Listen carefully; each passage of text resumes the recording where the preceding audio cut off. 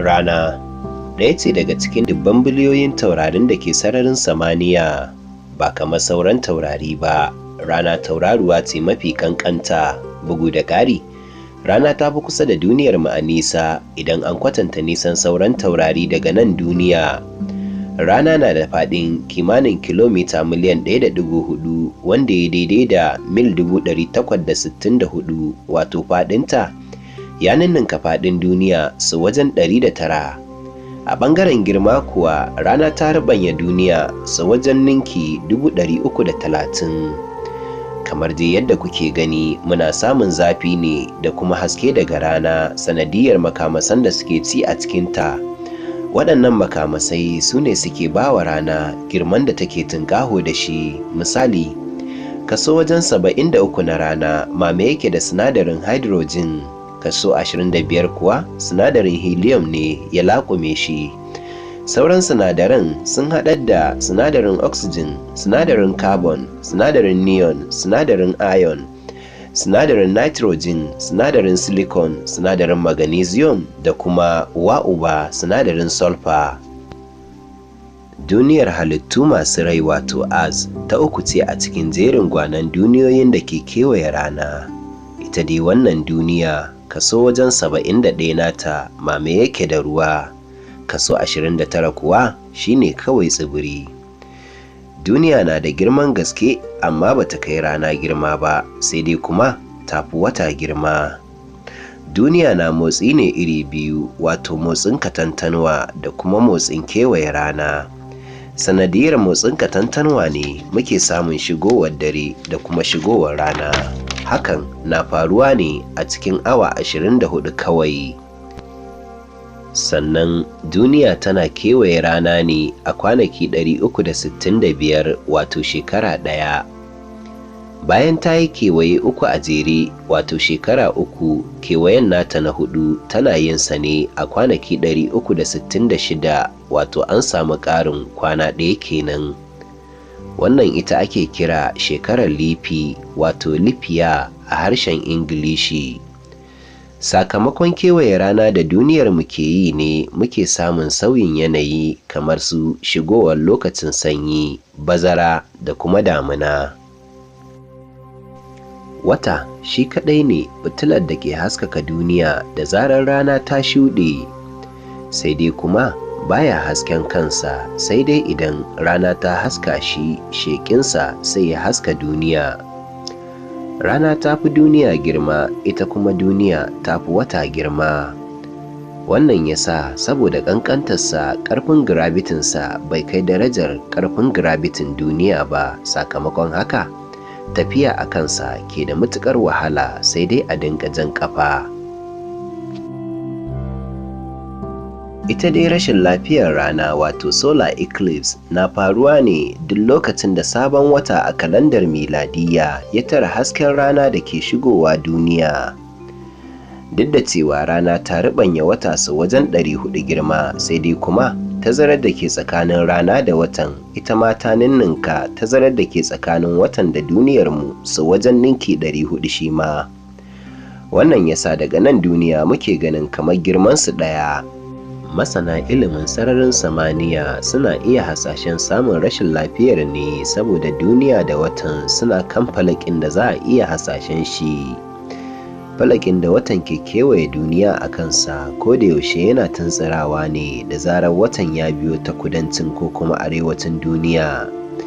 Duk lokacin da watan ya shiga tsakanin duniya da rana, hakan yakan sa watan ya shimfiɗa inuwa umbra da kuma inuwa penumbra a kan duniyar.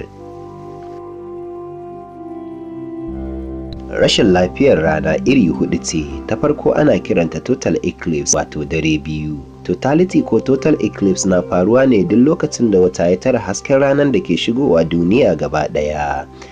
Dare biyu ana iya ganin shi a duk yankin duniyar da inuwar wata ta umbra ta mamaye. Shi yasa hanyar da inuwar umbra ta bi ake kiranta da path of totality. Daidai mutanen da ke yankin da inuwar penumbra ta mamaye su za su ga rashin lafiyar ta biyu ce, wato partial eclipse ko kuma dare mai haske. A wannan yanki kawai za su ga watan ya wuce ta gaban rana ne, amma ba zai rufe ta duka ba. Ta uku, ana kiranta annular eclipse, tana faruwa ne duk lokacin da watan ya shige ta gaban rana kai tsaye, sai dai girmansa ba zai iya rufe rana duka ba, kamar dai yadda muka faɗa a baya. Falakin watan yana tuntsirawa, wani lokaci yana yin kusa da duniya, wani lokaci yana nesa da ita. Ta ƙarshe, ana kiranta hybrid eclipse. A nan watan yana samun daidaito ne na tazara tsakaninsa da duniya da kuma tsakaninsa da rana. A ɓangare ɗaya watan zai nisanta da duniya, sai a samu annular eclipse. A ɗaya ɓangaren watan zai yi kusa da duniya, sai a samu total eclipse. Solar eclipse na faruwa ne a gurare daban-daban na duniya. Bugu da ƙari, bincike ya nuna cewa duk inda aka samu totality, wato dare biyu, ba za a sake samu a gun ba sai aƙalla bayan shekaru 400. Ku yi haƙuri, mun katse muku wannan darasi ne domin yi muku bayanan kariya. Kallon rana da ido tsirara ko da lokacin eclipse ne yakan lahanta ido sosai, amma akwai hanyoyin da za a magance hakan. Yin amfani da ingantaccen tabaran da aka kera domin kallon eclipse. Wannan tabarau duhunsa ya rubanya bakin tabarau fiye da sau 1000. Sannan za a iya kallon eclipse ba kai tsaye ba akan takarda ta hanyar bula kwalin cardboard, ta yadda hoton eclipse ɗin zai faɗo akan takardar.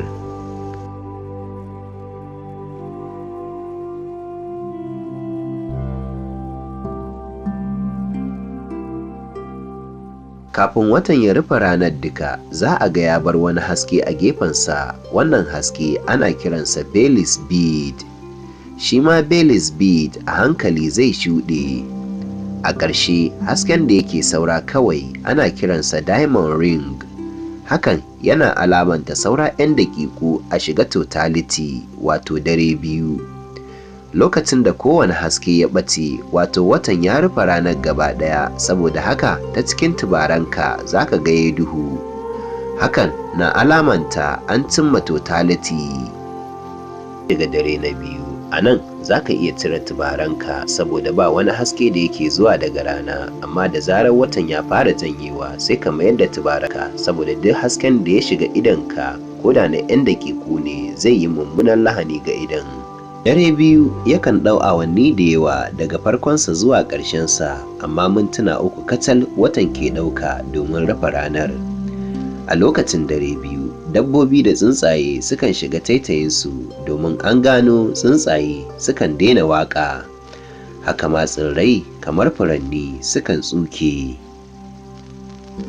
Nan gaba ba lallai a sake samun dare biyu ba, saboda kowace shekara wata na nisantar duniya da tazarar inci 1.5.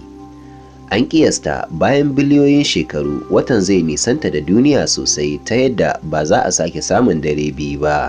Amma kafin nan, saduwa alkhairi.